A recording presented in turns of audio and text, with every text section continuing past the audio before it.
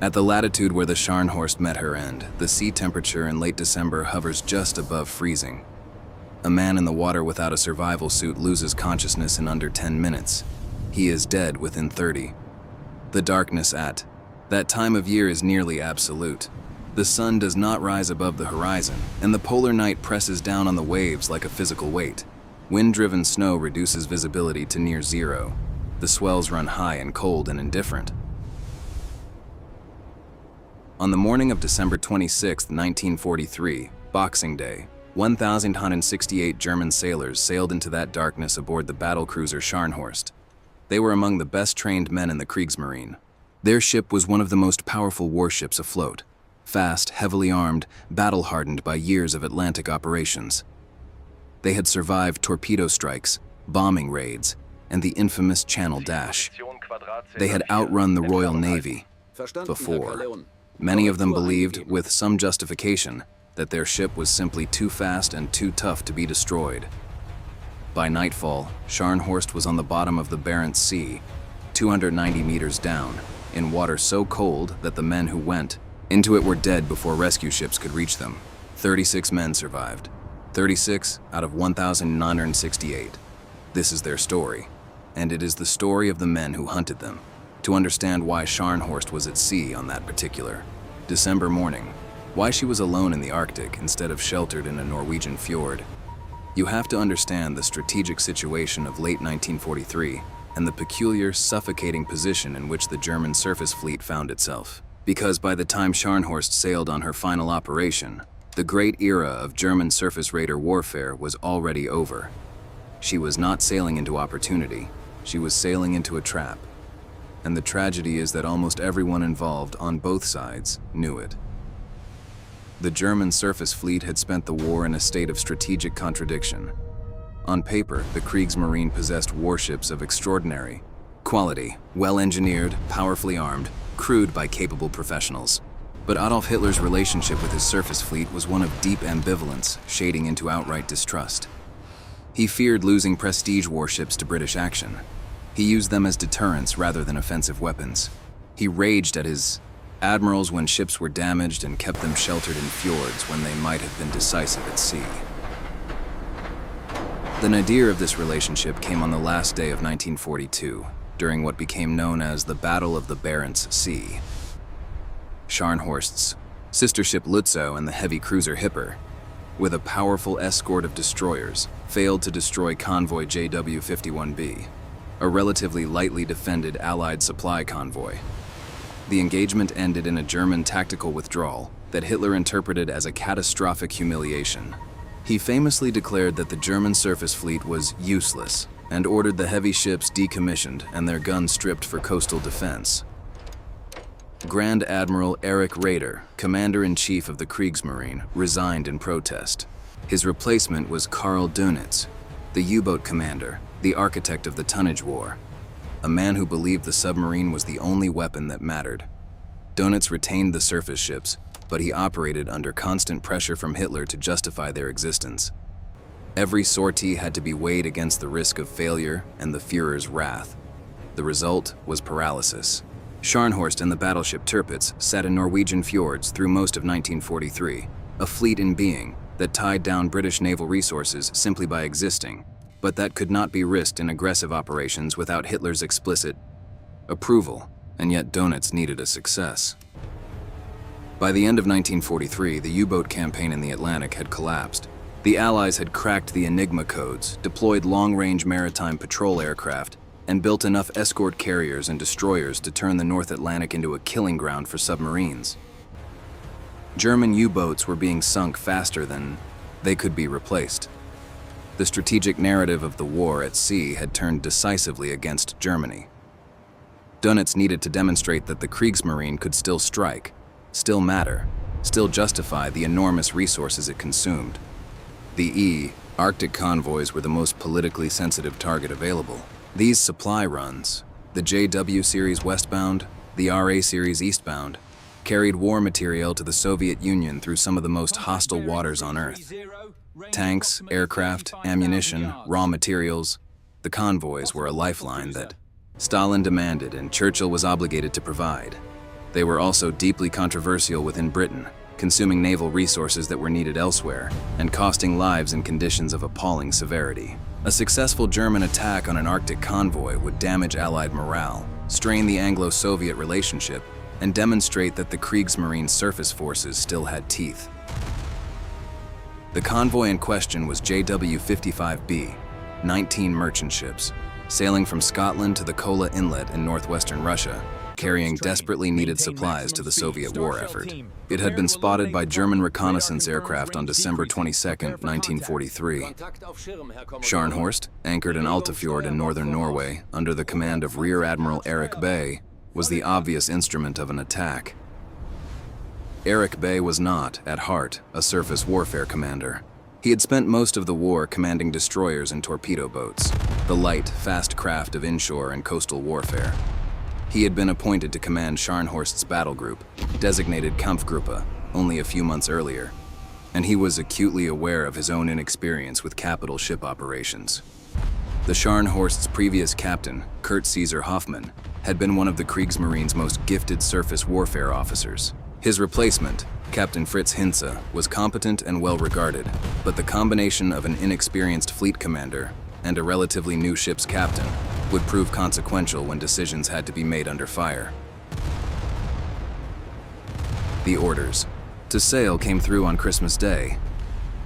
Dönitz himself had urged the operation, framing it in terms that brooked no hesitation.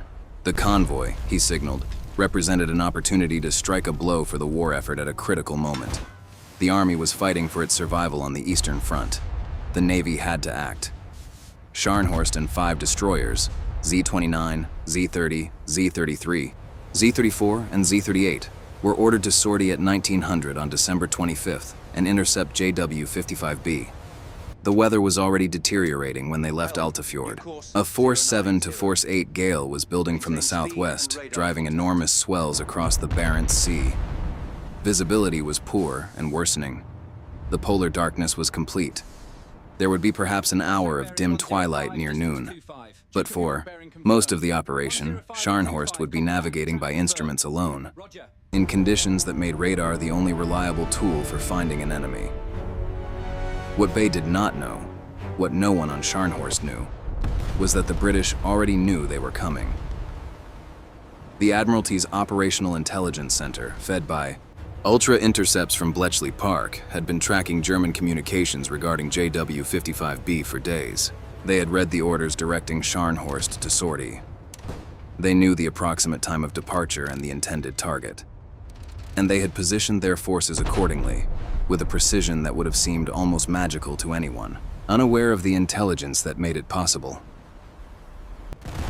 The force assembled to meet Scharnhorst was formidable.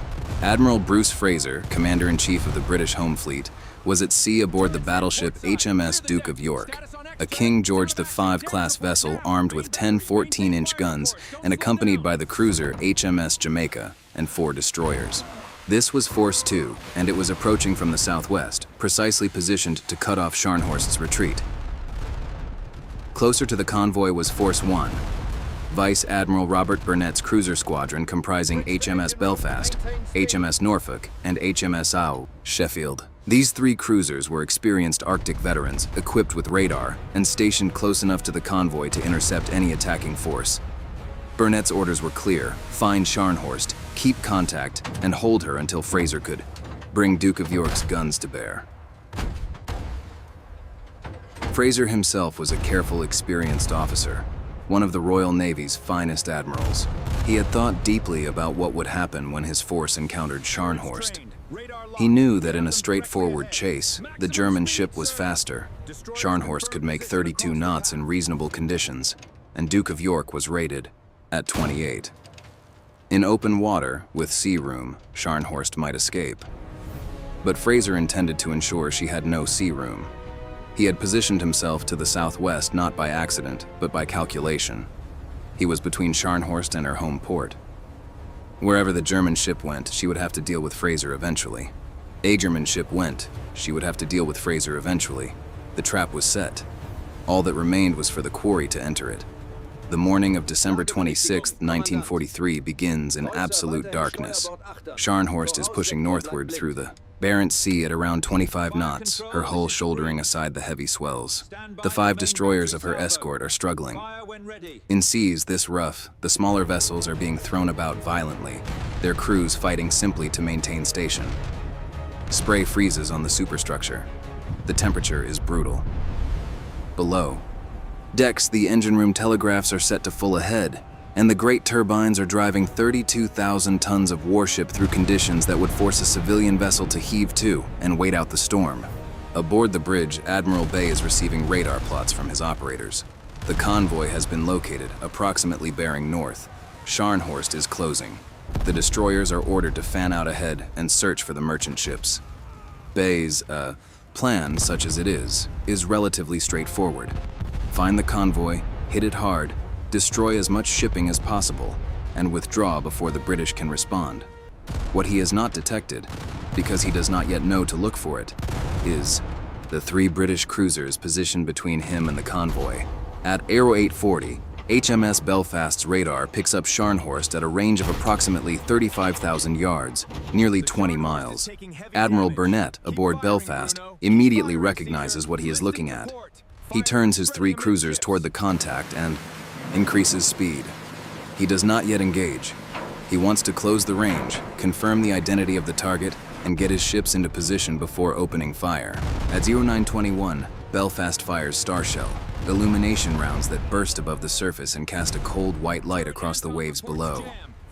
In that sudden, ghostly illumination, Scharnhorst appears. She is immense. Even in the harsh Arctic light, the lines of the Scharnhorst carry a terrible beauty. The long, raked bow, the sleek superstructure, the triple turrets fore and aft. She is making high speed, throwing a great bow wave. She is, by any measure, a magnificent warship, and she is exactly where the British want her. Norfolk opens fire first, followed immediately by Sheffield and Belfast.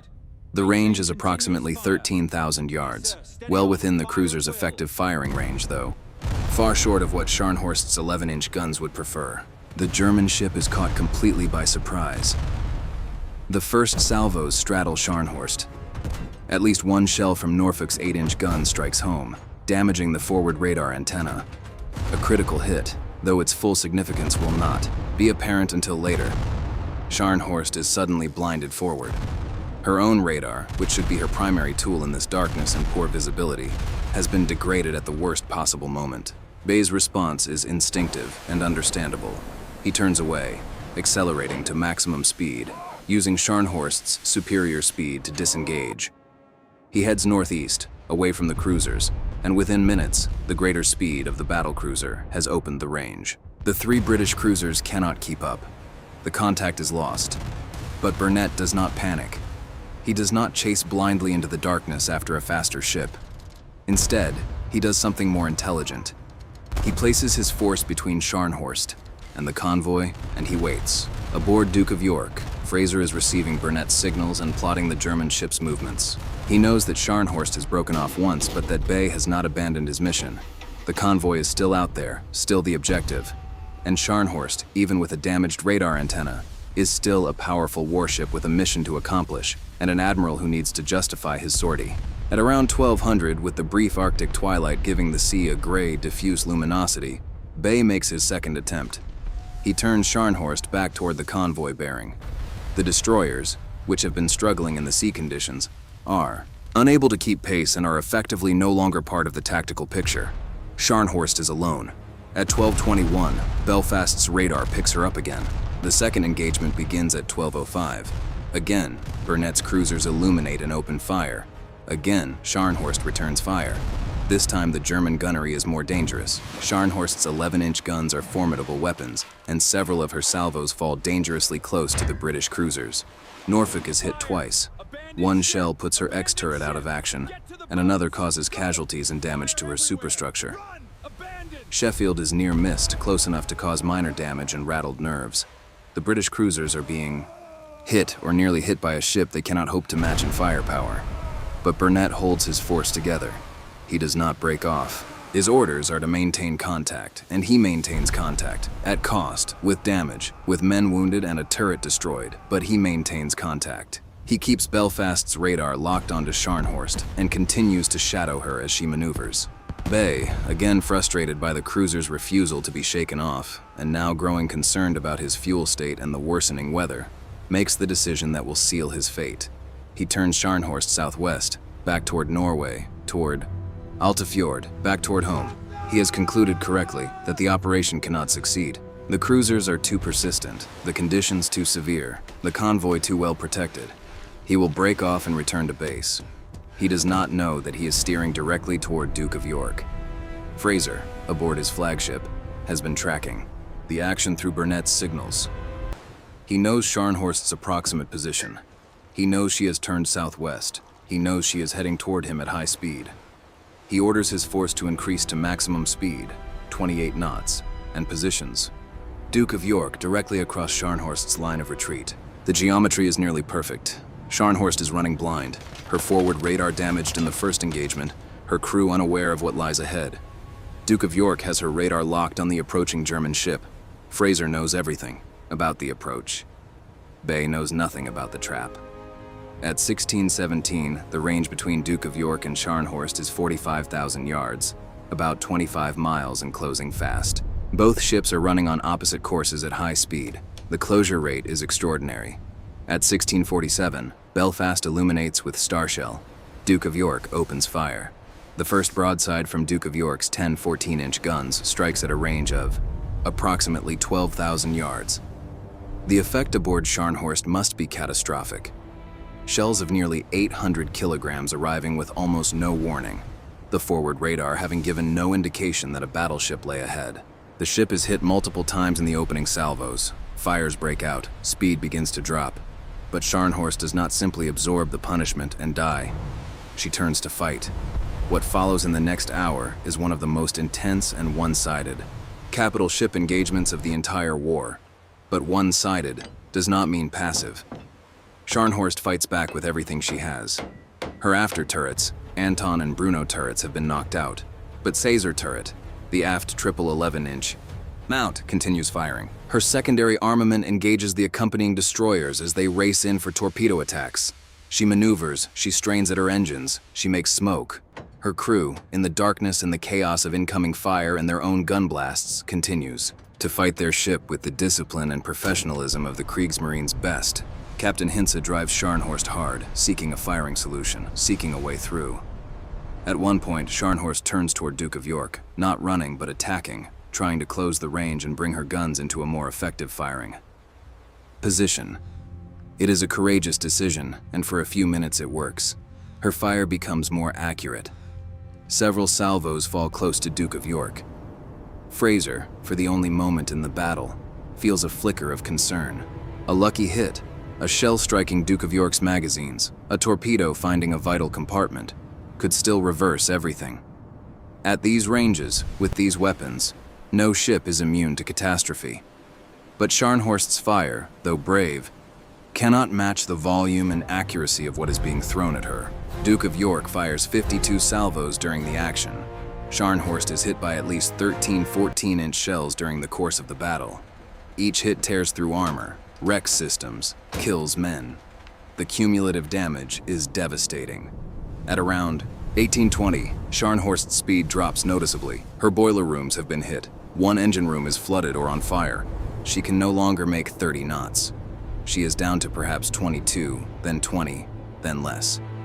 And as her speed drops, Duke of York and the circling destroyers close in. Fraser orders his destroyers, Savage, Saumarez, Scorpion, and Stord, a Norwegian vessel, fighting under British command, to attack.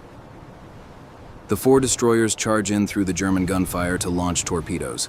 It is an extraordinarily dangerous maneuver. Scharnhorst's secondary armament is still fighting, and the destroyers are small, fragile vessels in heavy seas. Saumarez is hit and damaged, losing men. But the attacks succeed. Savage and Scorpion fire torpedoes from the port side. Stord fires from starboard. Multiple hits are confirmed.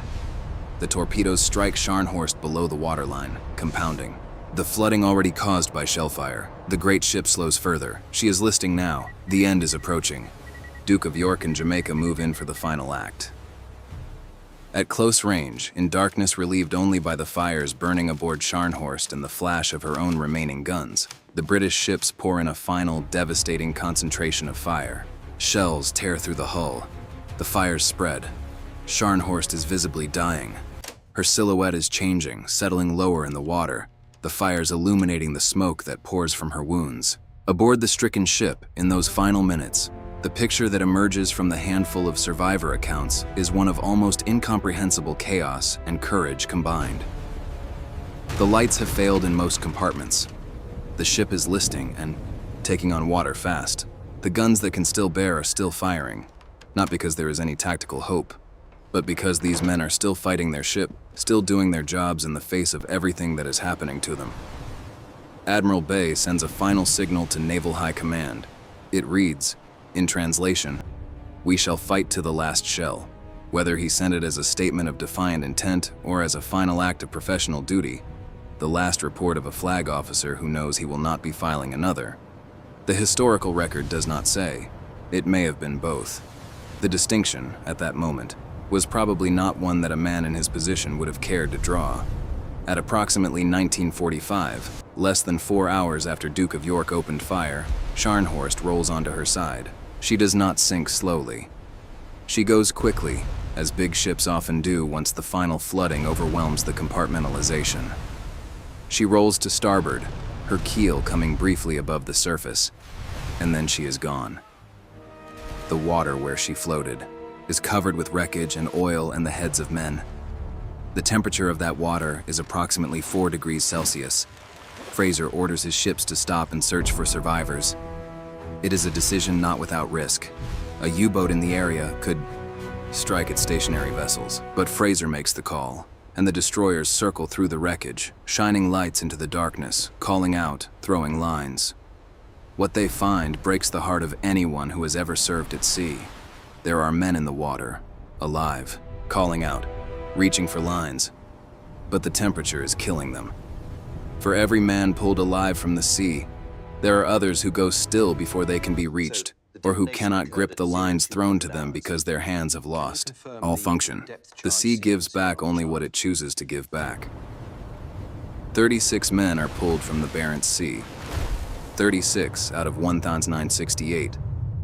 Among the survivors are several petty officers and ratings whose accounts, gathered in the days and weeks that followed, provide the only direct testimony of what the final hours aboard Scharnhorst were like. They describe a ship fighting hard and professionally until the very end. They describe men at their posts in darkness and flooding water. They describe a loss of any sense of collective panic. What they remember is individual acts of calm amid an escalating catastrophe that could not be survived. None of the ship's senior officers survived. Captain Fritz Hinze did not survive. Admiral Eric Bay did not survive. The men who made the decisions that brought Scharnhorst to that latitude on that evening, they went down with their ship. What the 36 survivors carried away was the memory of the lower decks, the engine rooms, the gunners at their stations. The officers and the command decisions that shaped the battle exist for us only in the signals they sent and the records they left before sailing. To understand the full dimensions of what happened to Scharnhorst on December 26, 1943, it is worth pausing on the intelligence picture, because the role of Ultra in the Battle of the North Cape is one of the clearest demonstrations of how signals intelligence shaped the Second World War at the operational level. The government code and cipher school at Bletchley Park had been reading German naval Enigma traffic, with varying degrees of reliability depending on the period and the specific cipher key, since 1941. By late 1943, the intelligence was often timely and precise. The Admiralty's Operational Intelligence Center, working from ultra-intercepts combined with direction-finding data, had developed a sophisticated picture of German naval dispositions in Norwegian waters. When the orders went out directing Scharnhorst to sortie against JW-55B, those orders were read in London. The Admiralty knew. Fraser was informed. The convoy itself was ordered to alter course, a subtle adjustment that could not be explained. To the merchant sailors who made it, since the source of the intelligence had to be protected at all costs, Ultra did not win the Battle of the North Cape by itself.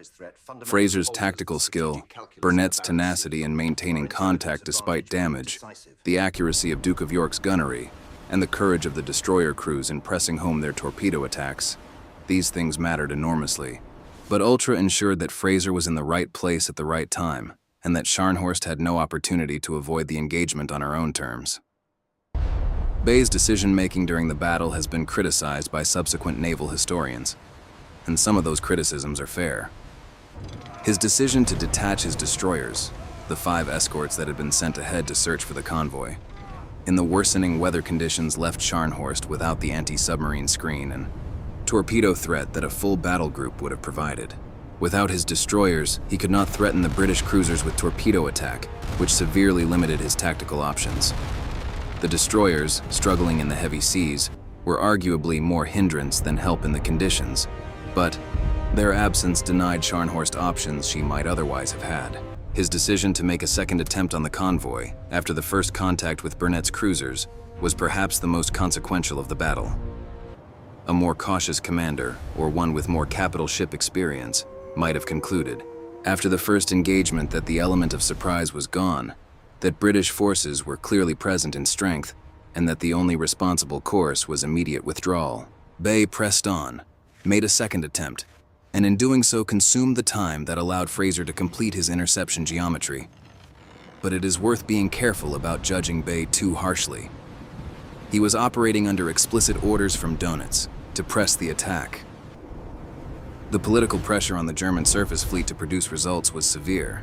A Kriegsmarine admiral who broke off an attack against a convoy because he had encountered cruisers would have faced serious consequences. Donitz had made clear that the fleet had to justify its existence. Bay was caught between professional, military judgment and institutional pressure, and the consequences of that position fell on 1,168 men. There is also the matter of the radar damage inflicted by Norfolk's early hit on Scharnhorst's forward antenna. This is not a minor detail. In conditions of near-total darkness with poor visibility, radar was not a supplementary navigation tool. It was the primary means by which ships found each other and engaged. A German battlecruiser with degraded forward radar, operating at night in Arctic conditions, was a ship fighting with one eye closed. She could still fire, still maneuver, still fight, but she could not see what was ahead of her, and what was ahead of her was Duke of York. The technical and tactical lesson is brutal in its clarity. In modern naval warfare at night, the side that can see without being seen wins. Duke of York's Type 273 radar gave Fraser complete situational awareness in conditions where Scharnhorst was effectively blind. The battle was over before it was fought, in a sense, because the intelligence and sensor superiority of the British force were so decisive that tactical ingenuity on the German side had almost no room to operate. The loss of Scharnhorst had profound strategic consequences that extended far beyond the immediate numbers of a ship sunk and men lost. Tirpitz, the Scharnhorst's sister battleship, and the only remaining major German surface unit in Norwegian waters, was already damaged from a British midget submarine attack in September 1943 that had put her out of action for months. With Scharnhorst gone, the German surface fleet's capacity to threaten the Arctic convoy routes was effectively ended. The fleet in being strategy that had tied down so many British naval resources, keeping heavy units in home fleet readiness against the possibility of a sortie, could now be relaxed. Tirpitz remained a concern until she was finally sunk by RAF Lancaster bombers in November 1944, but she never fought another fleet engagement. For the Arctic convoys, the removal of the Scharnhorst threat was immensely significant. The convoys continued to run, carrying materiel to the Soviet Union, but the nightmare of a fast, powerful battlecruiser breaking into a convoy formation and destroying merchantmen faster than escorts could respond, that nightmare was gone. The sailors of the Merchant Marine who ran the Arctic route after December 1943 sailed in waters that were still dangerous, still bitterly cold, still menaced by U-boats and aircraft, but no longer haunted by the possibility of Scharnhorst. The battle was also studied extensively by naval professionals on both sides and by neutral powers. The action demonstrated with brutal clarity the decisive role of radar in night engagements, the importance of tactical intelligence in fleet operations, and the limitations of capital ship operations without adequate destroyer escort. Navies drew lessons about the integration of intelligence with fleet command, about the management of destroyer forces in extreme weather, and about the vulnerability of even powerful surface ships to coordinated torpedo attacks when their speed and maneuverability had been reduced. For Dönitz personally, the loss was a serious blow, not because he had great faith in the surface fleet, but because it removed his last significant surface option and left him even more dependent on the U-boat campaign at a time when that campaign was itself in deep trouble. The Kriegsmarine's war was now entirely submarine, entirely defensive, increasingly hopeless. For Admiral Fraser, the battle was a masterpiece of controlled naval action.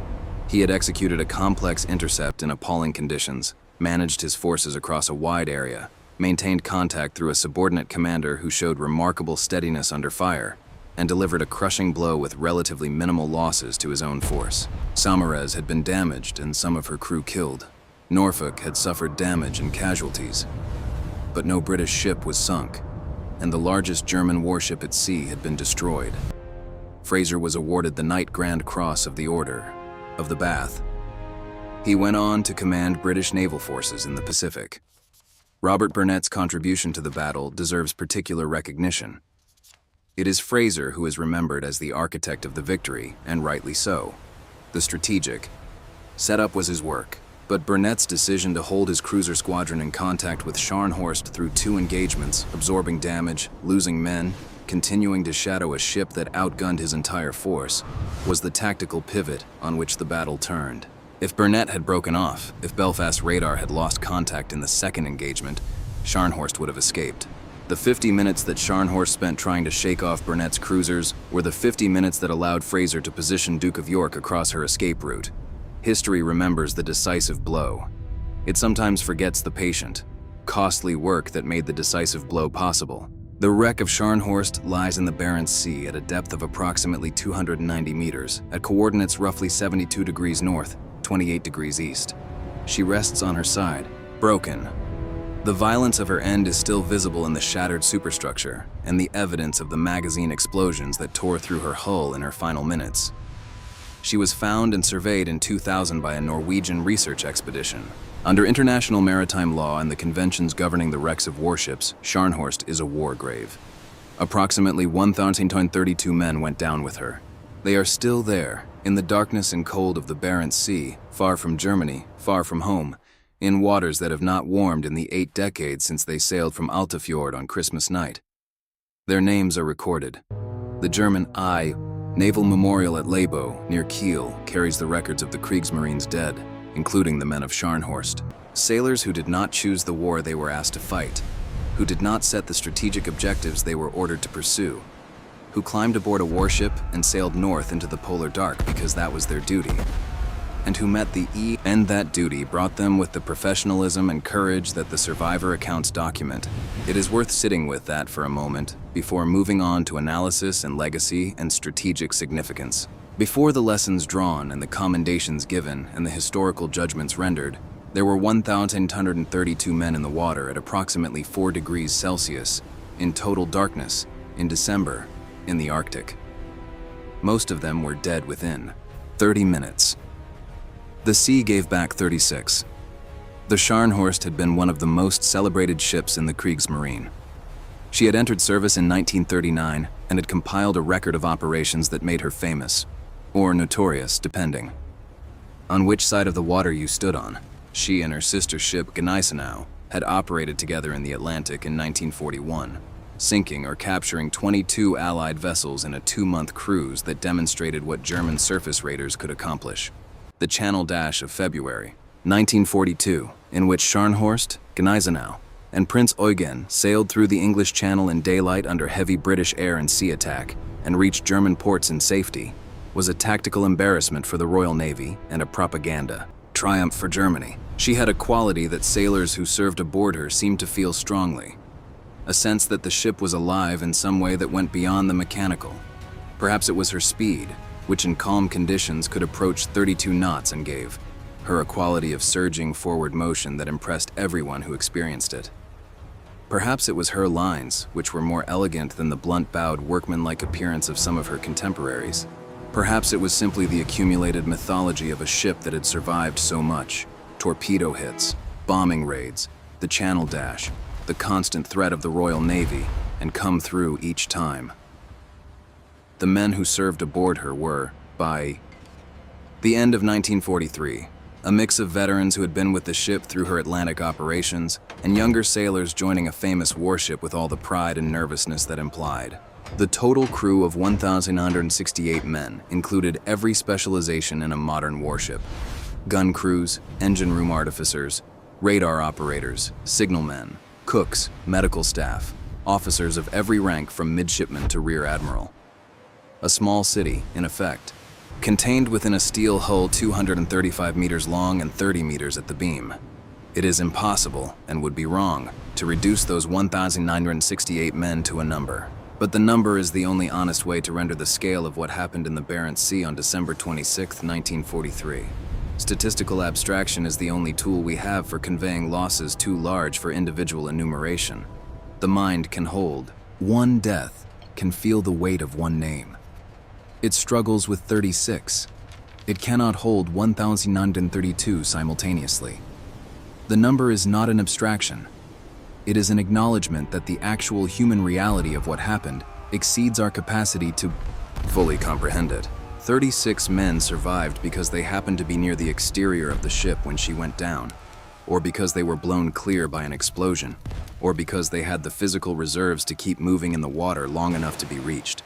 Their survival was not primarily a matter of skill or courage. It was a matter of position and luck. The men who died were not less brave or less capable. They were simply in a different part of the ship, or a few meters farther from a thrown line, or 30 seconds slower to reach the surface. That is the nature of survival in the sinking of a large warship in frozen water. It is not just. It is not meaningful. It simply is. Among the 36 survivors, several left accounts that were gathered by the German Naval Command in the days following the battle, and some of these accounts have survived in the historical record.